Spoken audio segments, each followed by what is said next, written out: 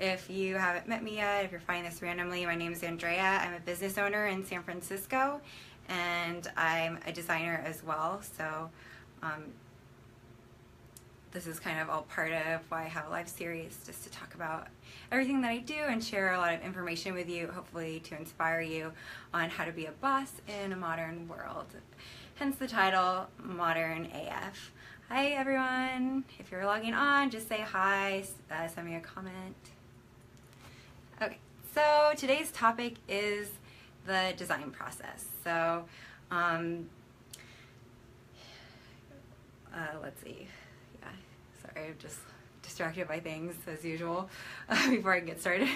So yeah, if you research the design process on Google image search, you will see kind of a lot of really pretty infographics. So, you know, diagrams with arrows into a beautiful circle, and this is the nice relaxing step that you take to achieve a good design. Well, in reality, it's not really like that at all.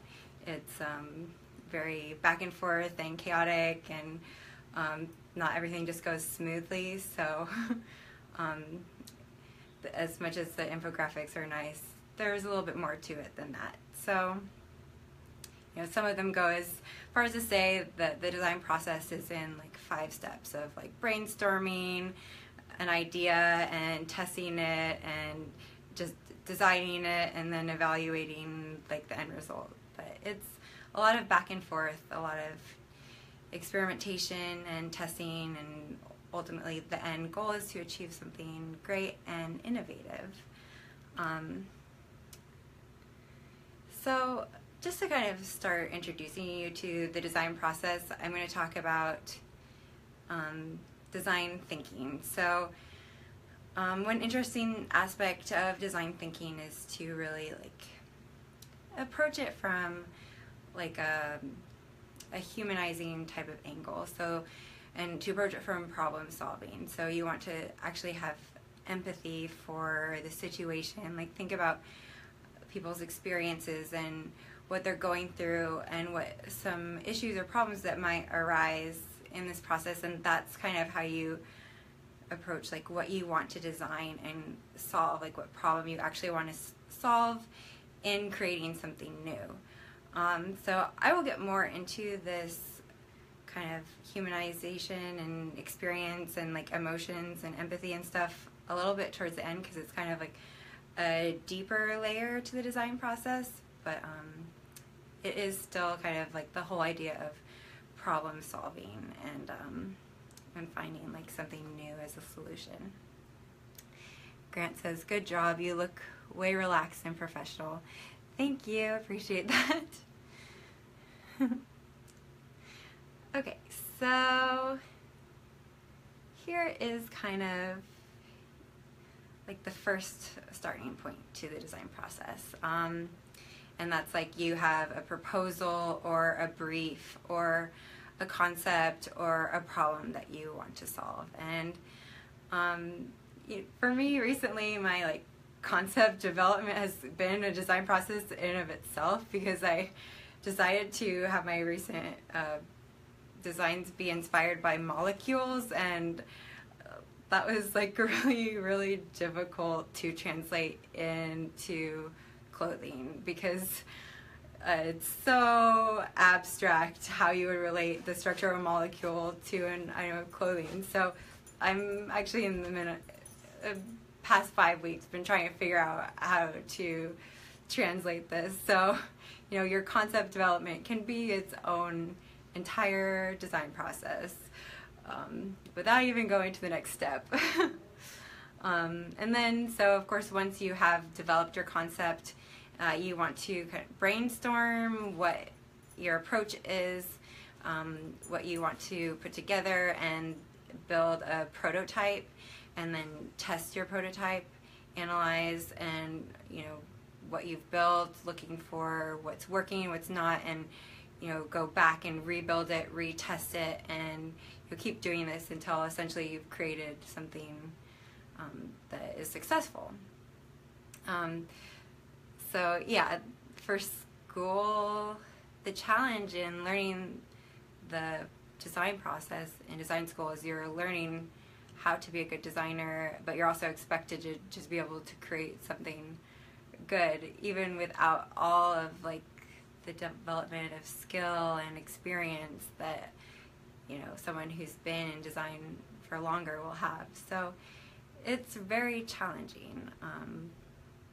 And, you know, what kind of makes it like both design and a process are your experience, and that through this experience you actually develop a methodology, and that is kind of, you know, right back to your personal style. That's like your own individual approach to problem solving, your own skill set, your own, you know, technical backbone, and then the way you strategize or approach it. So, you know, this comes with experience, and it comes with almost, you know, your lifestyle around the process, how you figure things out, what kind of ways that you test things, and that is, you know, by definition, your own methodology or thinking. So there's no one way to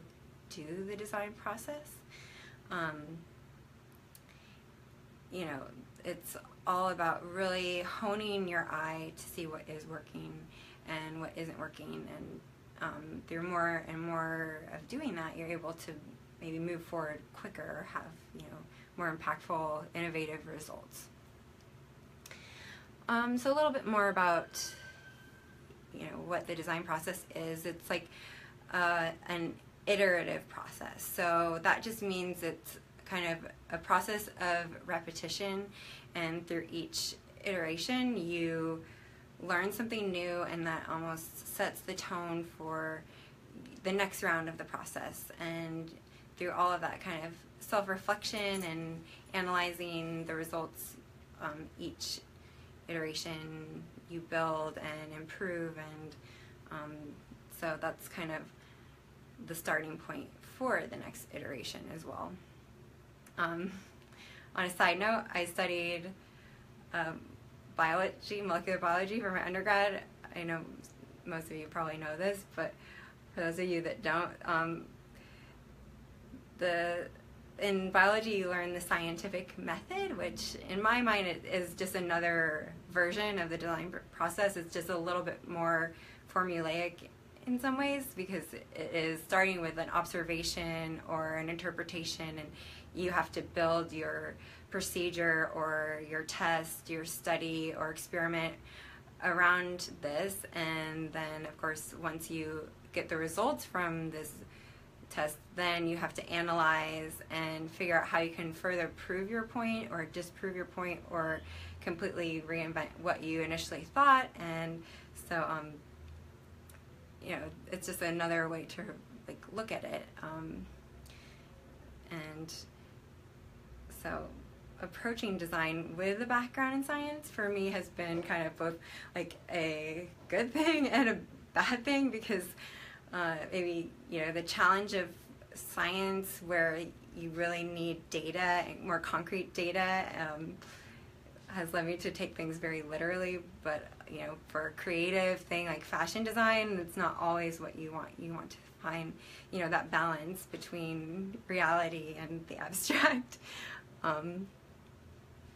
So yeah, for this reason I'm going to go a little bit more into the fashion design process, just because it is so it's more like kind of creative, and it is, you know, it's just a really unique way to discuss the design process, because you can also create your product or relatively quickly. Like in architecture, you might never even see what you're designing come to existence, but in fashion you can actually create at least some variation or some testing product, maybe even in 1 to 2 hours. So it's really kind of cool in that sense.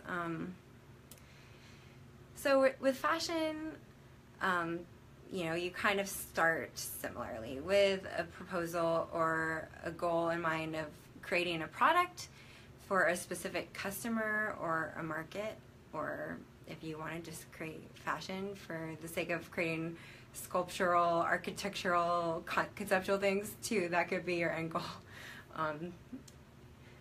For the sake of a business, it's usually a customer in mind. So, you know, that's kind of your very first starting point. And then from there you take the inspiration and, let's see, sorry.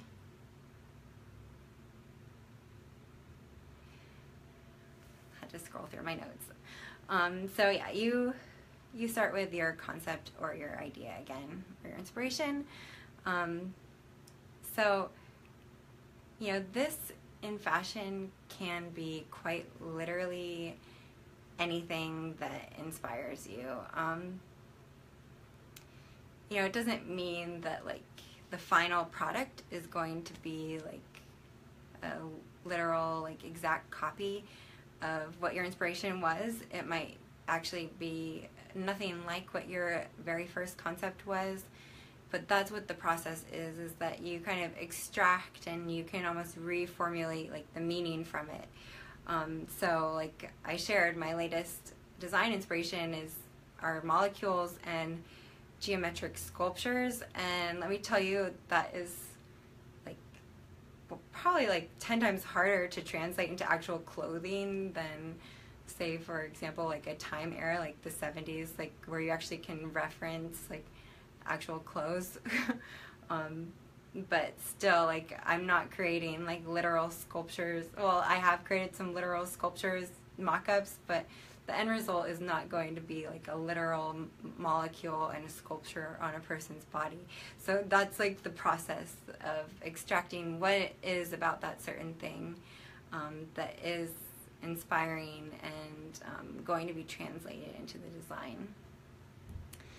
And with fashion, it's just thinking in terms of all of the design compositions. So color, mood, silhouette, proportion, everything visually that I have talked about in previous lives. And that's just developing kind of a way that you can view the world and think about in terms of shape or geometry or color or the feeling. So, you know, that's the more creative side of things. And then, of course, what makes it design is its functionality. So that's really why I love the complexity of design, is because you really do take something that might be very abstract or like more of a feeling or more of a texture or anything, and you create it into something that's actually still like very creative, but it's tangible. And this whole translation of, you know, what you're inspired by into something tangible, I think is pretty cool. So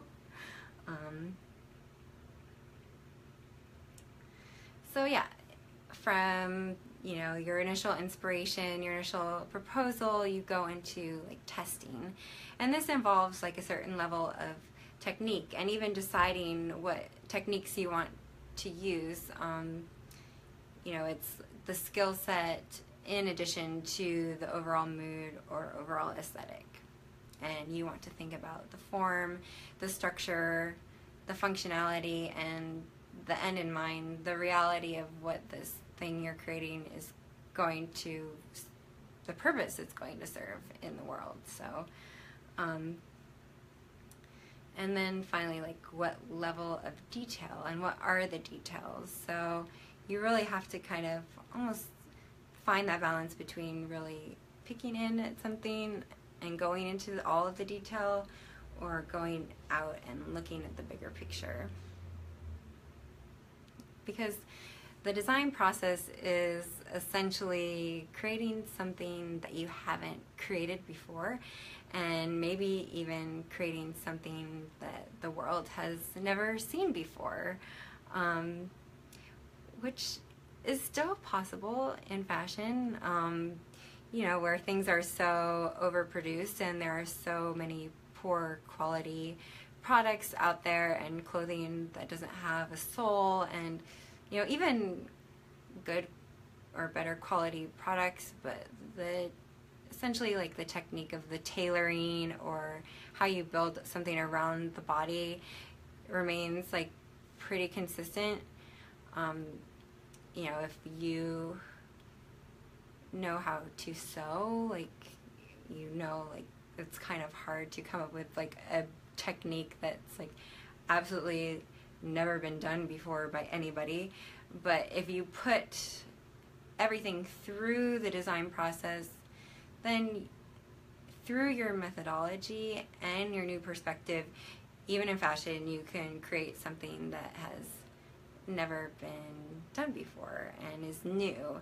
And if you are able to do this, then you have nailed it and achieved what it means to be modern as fuck. And just, a side story, this is what I am trying to achieve right now in my last year of school. I'm developing kind of my first line, but for me, it needs to be like modern and meaningful, but it also needs to be relevant. And so I'm going through my full understanding of the design process and the complexity of like all of the technique that I've learned and everything. And I just hope I can do it, because it's really hard. So yeah, I mean, this is part of why I'm doing this. So you can also see my process over the next year.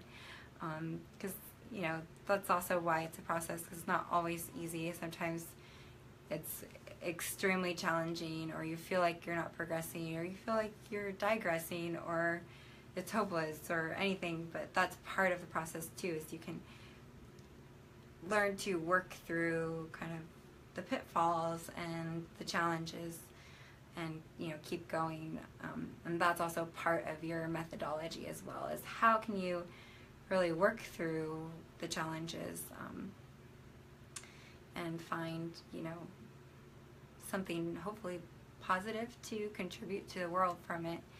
And of course, your own self-improvement and your own ability to problem solve. Which brings me a little bit back to what I said very at the beginning about, design thinking and that first stage of having empathy. Because, in a sense, the design process relates to the human level, and it's a way for you to translate your own emotions and your own experience and your own inspiration into your creativity and tangibility as well. So for anyone who is creative, there is kind of this magic thing of creating something from whatever it is that you're trying to translate. But you can apply this process to anything in your life that you want to problem solve, which for me, I've essentially kind of lived my life like that. I'm very methodical, and I am a designer, so I think like a designer. So pretty much my whole life is a design process in some ways. So you can add it to your health or fitness goals, problem solving, what's working so you can get to where you want to be.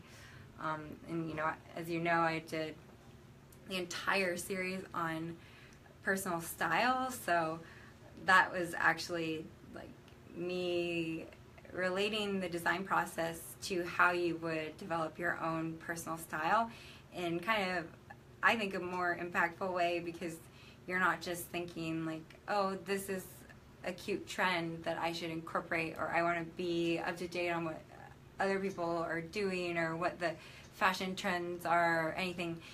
If you approach your personal style from a design process, then you're actually really getting in touch with your own individuality and finding what really makes you confident and what works for you the most, and all of those different layers of problem solving. So you can always go back and watch that, because that was my thinking even then. So for you to incorporate the design process into your own lifestyle, I guess I wrote a few notes on that. I'd say, like, first, look to the world around you as like a source of inspiration, which, you know, it's like nice to start looking at the world that way, because you can even create something, you know, that maybe isn't traditionally beautiful, and you can look at that as a source of inspiration. And you know, it's just about being connected with the world around you to see really what does inspire you and what doesn't. So that's like kind of the first step, and then through that you can look for opportunities of improvement or problem solving, and start, you know, testing and documenting, or, you know, making mental notes of what is working within your goals, and start to implement more and more on what is working. So, you know, you can, if you really want to have a strategy for it, start with your goal and then kind of break it down into the sort of like process of looking for the problems to be solved and looking for the solutions and opportunities. You know, it's not supposed to be easy, and as I said a few minutes ago, that's part of the process, is that the more you can go through the challenges, the more you can look for solutions and opportunities when things aren't working successfully, and, you know, funnel in more technique as needed, funnel in more inspiration, funnel in a new perspective, more knowledge, then ultimately you will find more and more like success and meeting your goals, and you know, things will work out and you'll make progress. So I mean, I'm a striver, so this is how you can, you know, strive. All right, so thank you for listening. If you have any questions, please do comment. I love getting feedback from you guys. It does help me to stay motivated and inspired, so I would love to hear from you.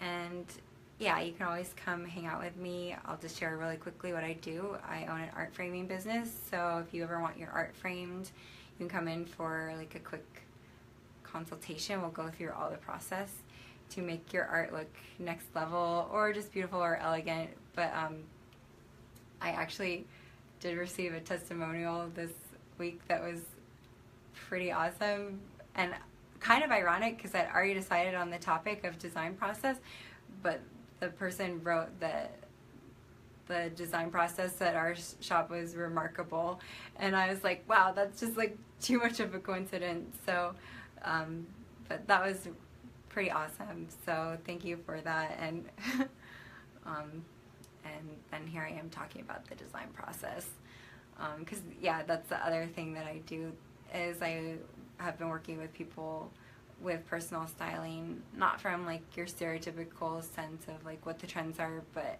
I've been doing kind of like a closet audit of going through like the contents of your closet and, you know, editing, curating, figure out what's working and what's not, talk about all of the different design points of color, materials, creating more fashion forward outfits, and even like more concepts like minimalism and stuff. So I'm just throwing that out there, that if you ever want to know more about the design process, I'm your girl. So, because, you know, personal style is not about the trends, it's about your individuality, and about being a boss. Alright, so thank you all for tuning in. I did pop a link for my newsletter. As I said in the beginning, I'm not saying out like a ton of emails or any emails yet, but when I'm kind of doing more projects, I will be sending out just, you know, event invitations for like the next Bay Area Boss, whenever that is, probably next earlier next year, and then like my fashion shows and all my fashion brand stuff. So Thank you guys.